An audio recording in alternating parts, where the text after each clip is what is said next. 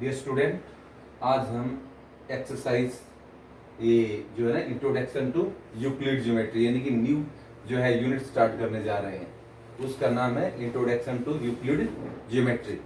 अब इसके अंदर सबसे पहले हम यूक्लिड ज्योमेट्री के अंदर कुछ उसकी बेसिक चीजें बताते हैं आपको। सबसे पहले उसकी डेफिनेशन के बारे में, फिर उसके जो क्या क्या रिजल्ट्स हैं वो आपको बताता हूँ।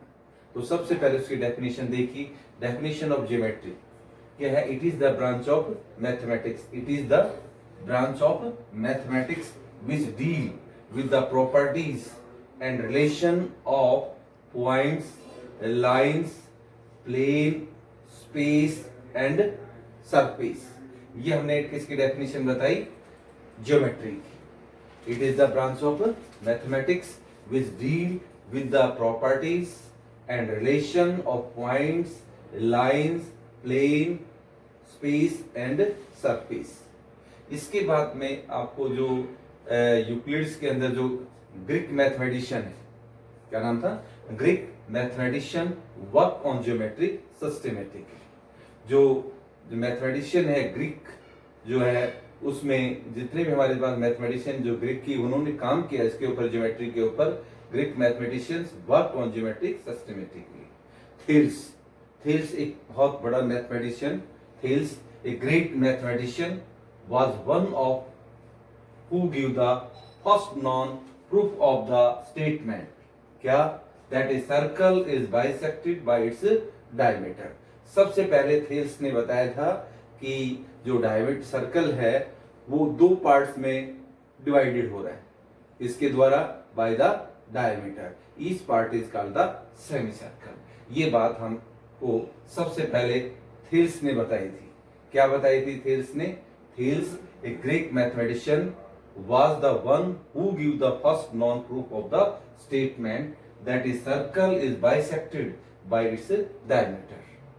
Thales most famous people, Pythagoras, discovered many geometric property। अब थेल्स का जो शिष्य था, फेमस शिष्य कौन सा? Pythagoras. Discovered many geometric property, उसने भी कई जो है ज्योमेट्रिक प्रॉपर्टीज को डिस्कस किया with which help in the development of theory of geometry. Development of the theory of geometry मतलब उसने ऐसे ऐसे तथ्य, ऐसे ऐसे बातें बताई थी, प्रॉपर्टीज बताई जो कि ज्योमेट्री की हेल्प में आगे उसको प्रोग्रेस, आगे बढ़ने में सहायक हुई। अब सम डेफिनेशन ऑफ ज्योमेट्री, मैं आपको दो डेफिनेशंस बता रहा हूं इसके अंदर। एक तो एक्सिम्स, एक थ्योरम्स। एक्सिम्स क्या होते हैं? जो सेल्फ प्रूवन स्टेटमेंट, जो हम एज्यूम्स जो कर लेते हैं, मान लेते हैं कि तथ्य सही है, वो उसको प्रूव करने की कोई जरूरत नहीं है, वो क्या कहलाते हैं? आपके एक्सिम्स कहलाते हैं। कैसे? इसके आप कैसे डिफाइन करोगे? We have to assume certain obvious result। क्या बताया मैंने? We have to assume certain obvious results to be true without any proof for further development of the topic। The basic facts which are taken for granted without proof are called the axioms। इसका मतलब समझे आपका? मतलब हम ऐसे तथ्य, ऐसे कुछ मान लेते हैं हम रिजल्ट्स जो कि प्रूव करने की उनको कोई जरूरत नहीं होती, जो कि सेल्फ प्रूवन स्टेटमेंट होती हैं, वो क्या कहलाते हैं? आपके एक्सिम्स कहलाते हैं। अब आपके पास में है थ्योरम्स।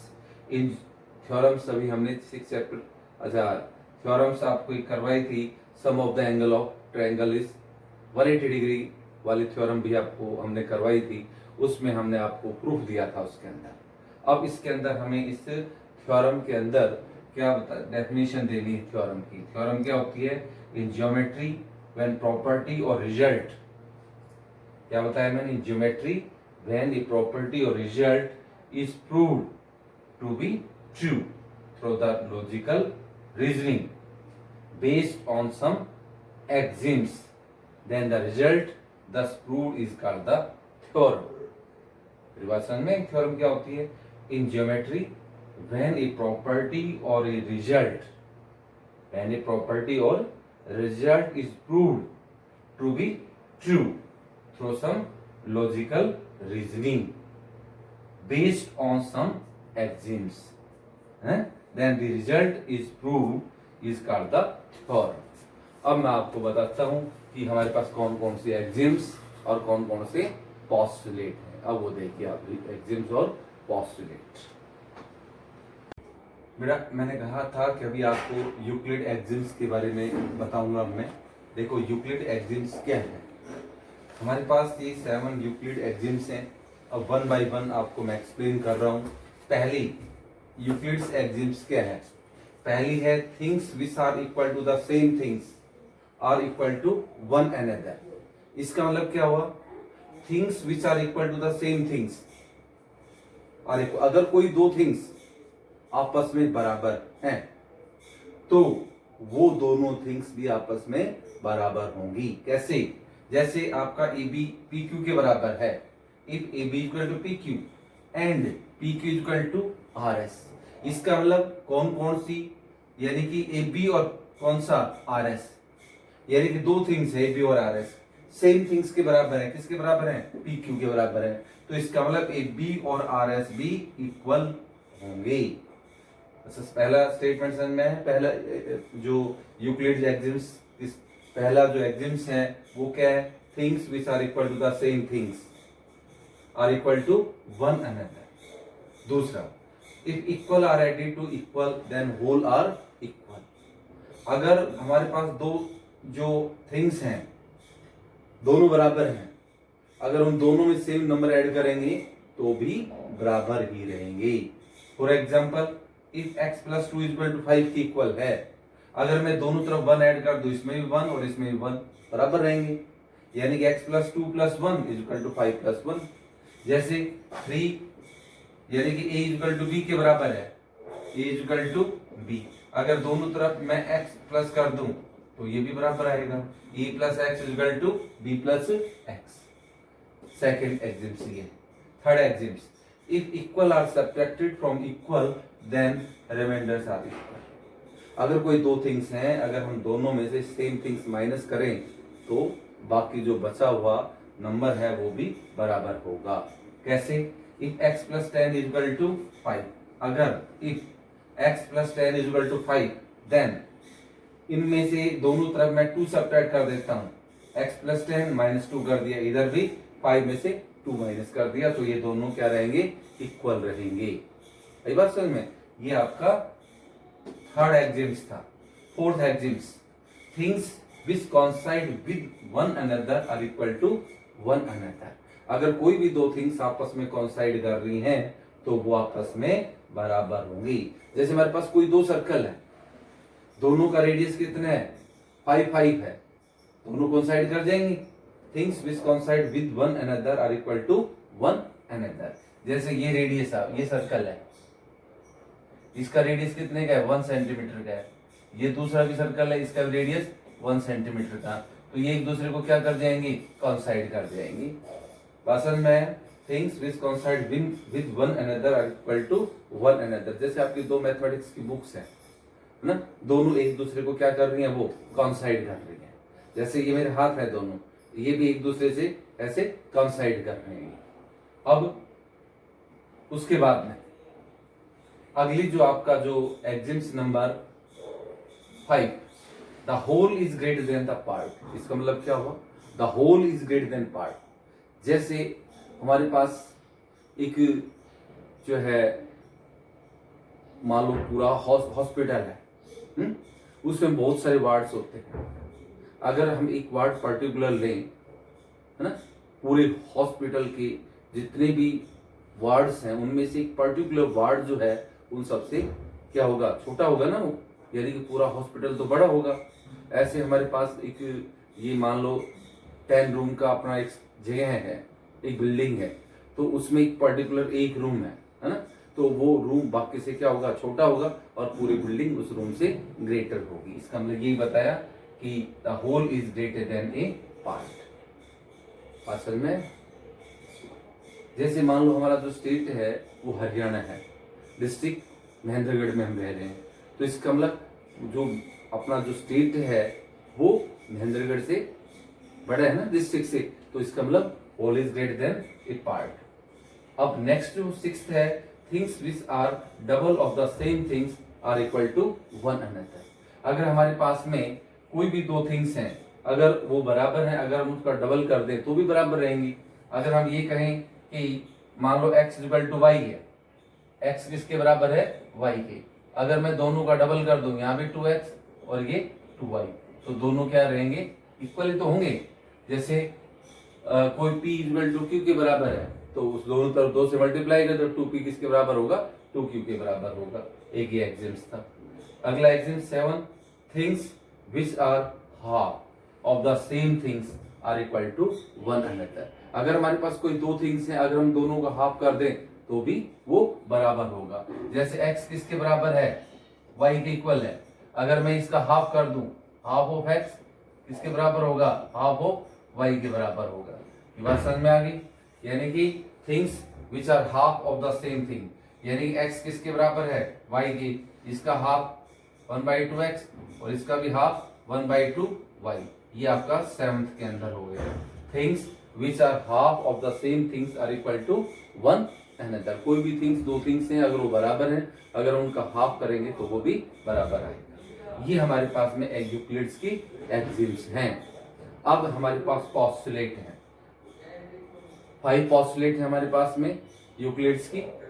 पहली जो पॉस्टुलेट है वो क्या है, स्ट्रेट लाइन में B drawn from any one point to any other points. यानी कि एक पॉइंट से दूसरे पॉइंट से हम एक स्ट्रेट लाइन ड्रॉ कर सकते हैं। जैसे ये पॉइंट है ए और ये पॉइंट बी, तो इस पॉइंट से हम क्या ड्रॉ कर सकते हैं, एक straight line can be drawn from one point to another points. दूसरा, a terminated line can be produce indefinitely. A terminated, कोई भी हमारे पास लाइन है, टर्मिनेटरी लाइन है, उसको हम प्रोड्यूस कर सकते हैं इंडेफिनिटली। ये आपके पास कौन सी होगी, second. Third, a circle can be drawn with any centre and any radius. कहता है कि हम एक सर्कल कंस्ट्रक्ट कर सकते हैं, कितना भी रेडियस लें और एनी सेंटर। जैसे मैंने सेंटर ओ ले लिया, ओ, अब ये सर्कल हम बढ़ा सकते हैं। मान लो आपने रेडियस इसका 2 सेंटीमीटर का लिया, तो आपका ये सर्कल बन गया कितने सेंटीमीटर का, रेडियस लेकर के 2 सेंटीमीटर का। Fourth, all right angles are equal to one another. इसका मतलब क्या हुआ, जितने भी राइट एंगल होंगे वो आपस में सभी बराबर होंगे। जैसे आपका एक ये राइट एंगल है ABC, ये 90 डिग्री का है। ऐसे दूसरा राइट एंगल और लेते हैं हम, ये राइट एंगल है PQR। इसका मतलब ये दोनों राइट एंगल आपस में क्या होंगे, एंगल ABC किसके बराबर होगा, एंगल PQR के equal. All right angles are equal to one another. अब जो है फिर पॉस्टुलेट क्या होगी वो भी देखिए आप। पॉस्टुलेट नंबर 5, पॉस्टुलेट नंबर 5 क्या है, देखिए postulate number 5, if a straight line following on two straight line make the interior angle on the same side of it is taken together less than two right angles, then two straight lines, if produced indefinitely, meet on the side on which the sum of the angle is less than two right angles। इसका मतलब क्या हुआ, अगर एक जो straight line है वो falling उसके ऊपर डाली गई है, falling on the two straight line. जैसे ही आपके पास एक ये लाइन है मान लो, और एक ये लाइन है, दो स्ट्रेट लाइन है, और उसके ऊपर ये स्ट्रेट लाइन डाली हुई है। मान लो स्ट्रेट लाइन L होगी, इसे स्ट्रेट लाइन L, मान लो स्ट्रेट लाइन L है, falling on two straight line, कौन कौन सी, M एंड N। इसके ऊपर ये लाइन इसको इंटरसेक्ट कर रही है, इसको काट रही है। Then interior angle on the same side of it, ये इंटीरियर एंगल हो गई, एंगल 1 और angle 2। Interior angle on the same side of it taken together less than two right angle. कहता है इन दो एंगल का सम लेस देन किससे होगा, 180 डिग्री से। Then two straight line if produce indefinitely meet on the side on is the sum of the angle is less than two right angle. इसका मतलब क्या हुआ?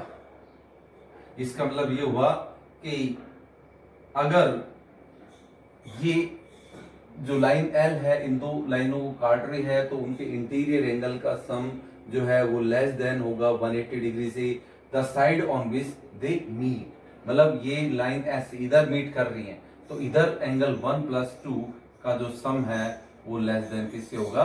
180 डिग्री से। अगर जिधर इंटरसेक्ट नहीं कर रही, इधर 3 और 4 है तो ये भी इंटीरियर एंगल है, परंतु इनका सम किससे ग्रेटर देन होगा?